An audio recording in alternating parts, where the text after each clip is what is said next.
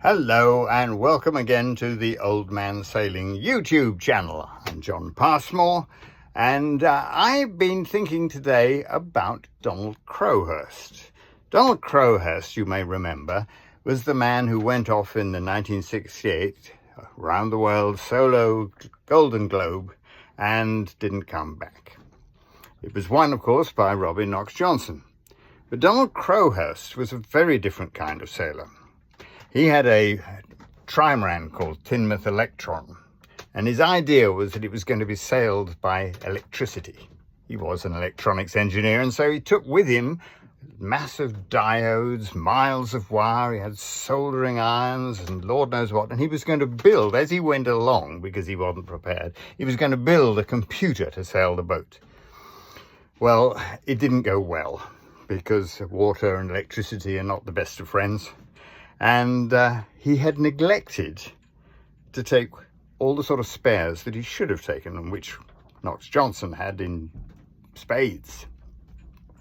Well, the story went, of course, that the Crowhurst boat started leaking and he didn't have the wherewithal to fix it. So he had to go ashore, sneak ashore in South America and beg for a piece of plywood and half a dozen screws to make a patch on one of the hulls of his trimaran. That is not going to happen to me. I have spares, and I was thinking about Donald Crowhurst as I was looking in what I call the bits box. The bits box has got nuts and bolts and washers and electrical connectors and you name it, it's got everything there.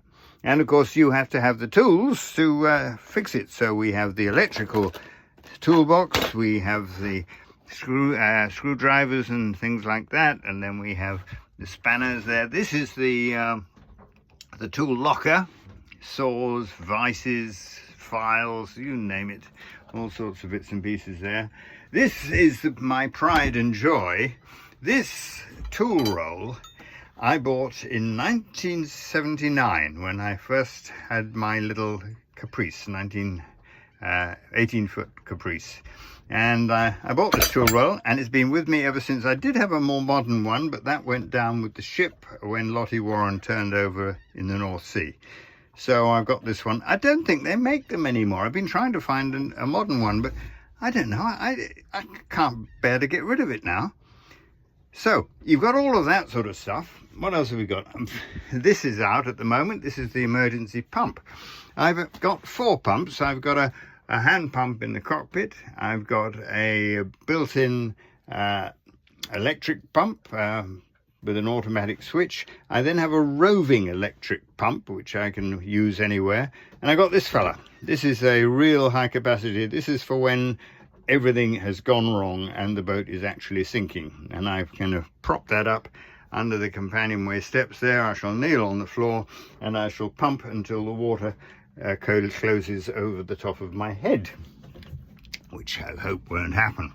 Up here, of course, is the rest of what Donald Crowhurst didn't have. We've got bits of wood of all shapes and sizes. Underneath all these ones, there are great chunks of hardwood.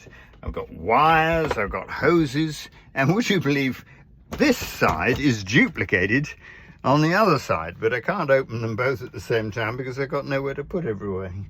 Because this, as I say, is the shed. Everything goes up here.